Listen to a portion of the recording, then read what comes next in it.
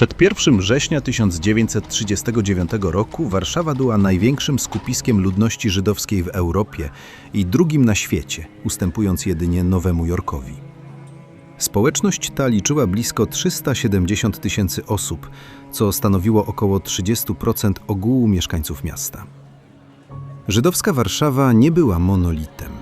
Charakteryzowała ją ogromna różnorodność. Większość Żydów zamieszkiwała północną dzielnicę, skupioną wokół Muranowa, tworząc tam tętniące życiem centrum handlowe i kulturalne.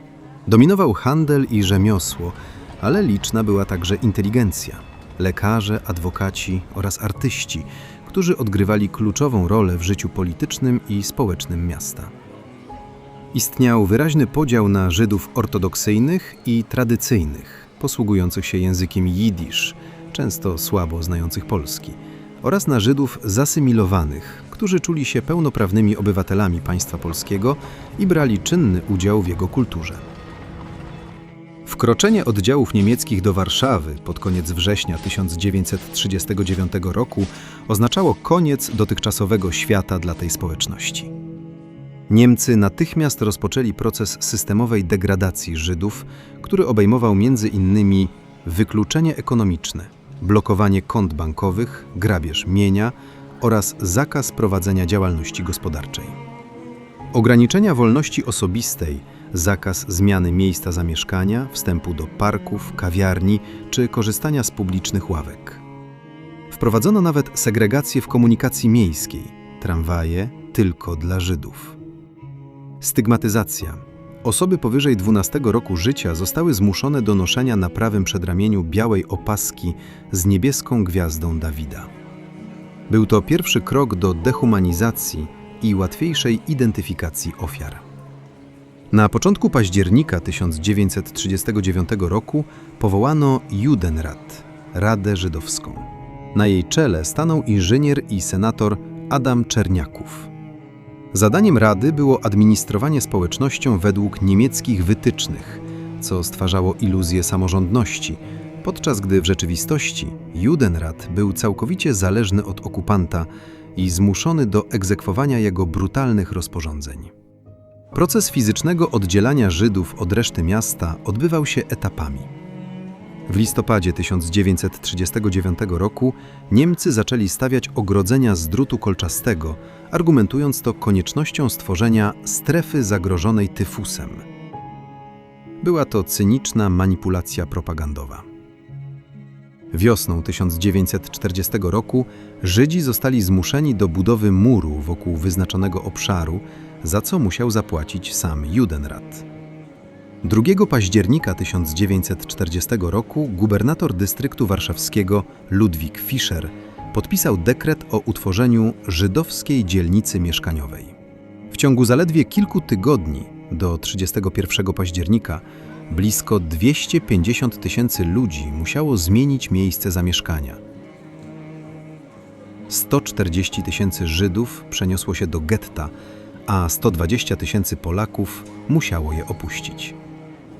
Przesiedleńcy mogli zabrać jedynie pakunek uchodźcy i pościel. 16 listopada 1940 roku getto zostało ostatecznie odizolowane od strony aryjskiej. W szczytowym momencie w getcie stłoczono ponad 450 000 osób. Przeludnienie było katastrofalne, co prowadziło do tragicznych skutków. Głód i choroby. Były to główne przyczyny zgonów. W ciągu zaledwie 1 roku zmarło 100 000 osób, co 5. mieszkaniec. Widok marznących, głodnych dzieci na ulicach był codziennością. Szmugiel, czyli przemyt, stał się jedynym sposobem na przetrwanie. Bez nielegalnych dostaw żywności mieszkańcy wymarliby w ciągu kilku miesięcy. W szmugiel zaangażowani byli wszyscy. Od dzieci przeciskających się przez szczeliny w murach, po skorumpowanych policjantów i urzędników. Mimo tego społeczność starała się zachować godność.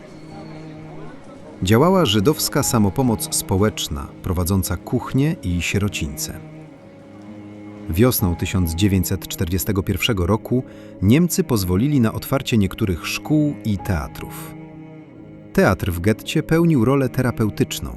Dawał namiastkę dawnego życia i pozwalał na chwilowe zapomnienie o otaczającym nieszczęściu. 22 lipca 1942 roku Niemcy przystąpili do wielkiej akcji deportacyjnej, tzw. Grossaktion w getcie warszawskim. Jej symbolem stał się Umschlagplatz. Był to plac z rampą kolejową otoczony murem, przylegający do ulic Stawki, Niskiej i Dzikiej, skąd codziennie wywożono od 5 do 6 tysięcy osób do niemieckiego nazistowskiego obozu zagłady w Treblince. W kulminacyjnym momencie akcji Niemcy rozdali 40 tysięcy białych kartek z pieczątkami, tak zwane numerki życia.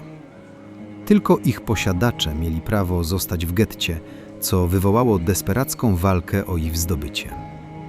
Ostatecznie jednak i ci ludzie zostali wywiezieni. W ciągu blisko 2 miesięcy od 253 tysięcy do 300 tysięcy warszawskich Żydów zostało wywiezionych i zgładzonych w Treblince. Ponad 10 tysięcy zmarło na terenie getta, a około 11,5 tysiąca wywieziono do obozów pracy. Po wielkiej akcji obszar getta drastycznie ograniczono.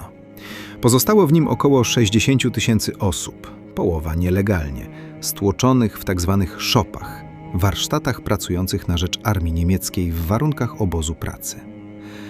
To właśnie w tych nieludzkich warunkach zrodziła się idea zbrojnego oporu. Powstały 2 organizacje. Żydowska Organizacja Bojowa, ŻOB, pod wodzą Mordechaja Anielewicza oraz Żydowski Związek Wojskowy, ŻZW, kierowany przez Pawła Frenkla. Bojownicy szmuglowali broń z aryjskiej strony, przygotowywali bunkry i wydawali konspiracyjną prasę, przygotowując się do walki o honorową śmierć. 19 kwietnia 1943 roku wybuchło powstanie. Stało się to wtedy, gdy Niemcy podjęli próbę ostatecznej likwidacji dzielnicy. Mimo ogromnej przewagi wroga, powstańcy stawili zacięty opór, szczególnie w rejonie ulicy Miłej i Placu Muranowskiego. Niemcy pod dowództwem Jurgena Stropa systematycznie palili dom po domu, by zmusić Żydów do wyjścia z bunkrów. Getto zamieniło się w ceglaną pustynię. 16 maja Sztrop osobiście wysadził wielką synagogę nad Łomackiem. Powstanie stało się pierwszym w okupowanej Europie miejskim zrywem powstańczym na taką skalę. Stało się symbolem heroizmu i fundamentem pamięci o Holokauście, którą dziś pielęgnuje m.in. Muzeum Historii Żydów Polskich Polin, stojące w samym sercu dawnej dzielnicy walk. Po upadku powstania niedobitki społeczności żydowskiej ukrywały się w gruzach i piwnicach zniszczonej dzielnicy. Nazwano ich Robinsonami getta.